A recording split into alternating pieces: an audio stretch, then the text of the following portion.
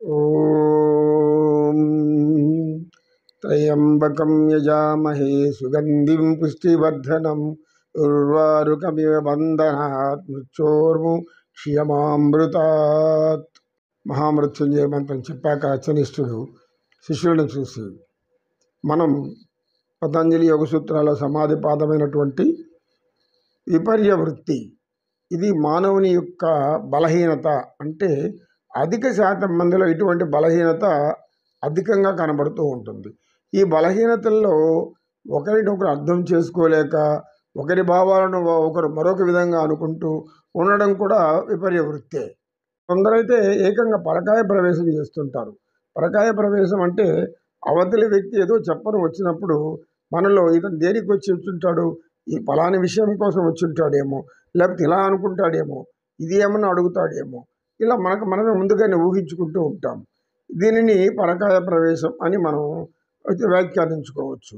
చెప్పే వ్యక్తి చెప్పేంత వరకు మనం ఓపికగా విని ఆ తర్వాత దాన్ని గ్రహిస్తే అది మన మనస్సు అనేది స్థిరమైన స్థితిలో ఉంది అని, అంటే బుద్ధి నిశ్చలంగా ఉంది అని.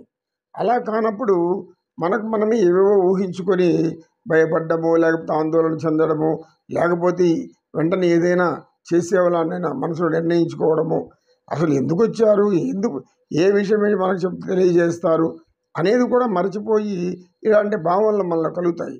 ఇవన్నీ కూడా ఒక మనోబలహీనత. అంటే విపర్యంగా మనం విపరీత ధోరణిలో వెళ్ళిపోవడం. అంటే అర్థమేమి, సహజంగా అతనిలో మనం అనుకున్న ఆలోచనలు అతనిలో ఉండకపోయినా మనం భ్రమ చెందుతున్నాం. ఈ భ్రమ అనేది ఇది ఒక కేవలం మిథ్యా స్వరూపం. అది వాస్తవం కావచ్చు, వాస్తవం కాకపోవచ్చు. అంటే ఉన్నది లేనట్టుగా, లేనిది ఉన్నట్టుగా భ్రాంతి చెందడమే ఈ యొక్క విపర్య వృత్తి యొక్క ఉదాహరణ. ఇది మన నిత్య జీవితంలో ప్రతి మానవులు గ్రహిస్తే, కాసంత సహనం ఉంటే, ఓపిక ఉంటే, ఎదుటివారి యొక్క అభిప్రాయాలు తెలుసుకునేంత వరకు మనం ఆగితే అప్పుడు మనకు ఒక దృఢమైన నిశ్చయానికి వస్తాం. అనుకుంటా ముందే ఏదో ఊహించుకొని ఎలాంటి ఆలోచనలు చేసుకుంటూ వారు చెప్పేది వినకుండా క్రమరీతిలో సరైనటువంటి నిర్ణయానికి రాకుండా ముందుగానే మనలో నిర్ణయించుకొని ఇలాంటి వ్యక్తి ఈ మాట అన్నొచ్చాడు అనుకోండి, నేను ఇలా అనేస్తాను, నేను ఇలా అన్నప్పుడు అది సరైన జవాబు అవుతుంది, అంటే అతనికి బుద్ధి చెప్పాలి ఈరోజు. ఇలా రకరకాలుగా మానవులు తమ సంకల్పాలను తమకు అనుకూలంగా మార్చుకోవడం కోసం అబద్ధాలను నిజాలుగా నమ్ముతూ ఉంటారు, నిజాలను అబద్ధాలుగా భావిస్తూ ఉంటారు. ఇది కూడా విపర్యో మిథ్యా జ్ఞానం. అంటే జ్ఞానం మిథ్య అంటే శూన్యమని. జ్ఞానం అనేది మనలో పరిపూర్ణంగా లేదు. ఆ జ్ఞానం పరిపూర్ణంగా ఉంటే ఎవరిని ఎలా అర్థం చేసుకోవాలి అనేటువంటి ఆలోచన మనలో రావాలి.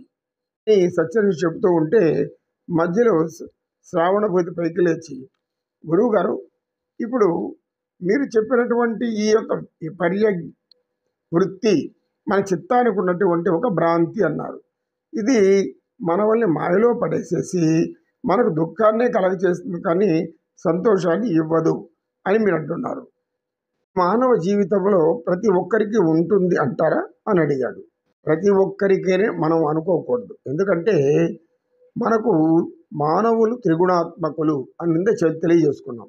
త్రిగుణాత్మకులు అంటే ప్రకృతికి, అంటే తల్లి అనేటువంటి స్వభావానికి 3 గుణాలు ఉంటుంది చెప్పాను. ఇదివరకే మనం చెప్పుకున్నాం. సత్వగుణం, రజోగుణం, తమోగుణం. సాత్విక గుణం, సాత్విక లక్షణాలు ఎవరిలో ఎక్కువ ఉంటాయో వారు వాస్తవాన్ని తప్పకుండా గ్రహిస్తారు. ఇదివరకే మనం చెప్పాం. సత్యం మీద జీవించేవాళ్ళు, ధర్మాన్ని అనుసరించేవాళ్ళు, వారిలో వారికి తెలియకుండానే ఈ యొక్క అతీంద్రియ శక్తి అనేది వారిలో కలుగుతూ ఉంటుంది. ఈ అతీంద్రియ శక్తి వారికి ఎలా సహాయం చేస్తుందంటే, వారి యొక్క ముఖ కవళికలు, కనుచూపులు, ఇలా వారి యొక్క శరీర భంగిమలను అనుసరించి ఇతని యొక్క స్వభావము, స్వరూపము ఎలాంటిది అనేటువంటి విషయాలను వారు మనసులో అప్పటికే అంచనా వేసుకుంటారు. ఖచ్చితంగా అలాగే జరుగుతుంది. అంతేకాదు వారు ఊహించింది కూడా నిజమవుతూ ఉంటుంది. అంటే దైవం వారికి అందరికి కూడా మానవులకు ఒక జ్ఞానం ఇచ్చింది. ఆ జ్ఞానం ఏమిటంటే బుద్ధిని ఉపయోగించుకొని ఎవరైతే దైవ గుణాలకు వ్యతిరేకంగా ఉంటారు. దైవం అంటే ఏమిటి? దేవాలయంలో మనం పూజలు చేసేసాక అక్కడ దైవాన్ని అంతరకు అక్కడ ఉంచుకొని బయటికి రాగానే ఆ దైవాన్ని వదిలేసేసి ఎవరి పాటికి వాళ్ళు మరలా ఈ భౌతిక ప్రపంచంలో పడి ఆ విషయాలలోనే లీనమైపోయి అందులో కొట్టుమిట్టాడుతూ సహజంగా ఉండిపోతూ ఉంటారు. అయితే ఇదివరకే మనం చెప్పుకున్నాం, దైవాన్ని ఆరాధించినప్పుడు ఆ దైవానికి కూడా గుణాలను మనం ఎందుకు ఆచరించకూడదు?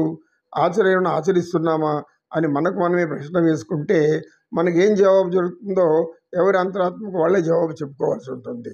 దైవానికి ఉన్న గుణాలను అధికంగా ఎవరైతే అనుసరిస్తారో, అదే దైవానికి గుణాలంటే ఏమి? సత్యము, ధర్మము, నీతి, న్యాయము, ఇలాంటి అనేక రకాలైన మనోభావాలు. అంటే దైవం సర్వగుణ సంపూర్ణుడు, అన్ని మంచి గుణాలు సంపూర్ణంగా ఆయనలో ఉన్నాయి. అలాంటి మంచి గుణాలు ఉన్నటువంటి దైవాన్ని మనం నమ్ముతూ ఉంటే అతనిలో ఉన్న గుణాలను మనం కొద్దిగా ఆచరించాలి కదా.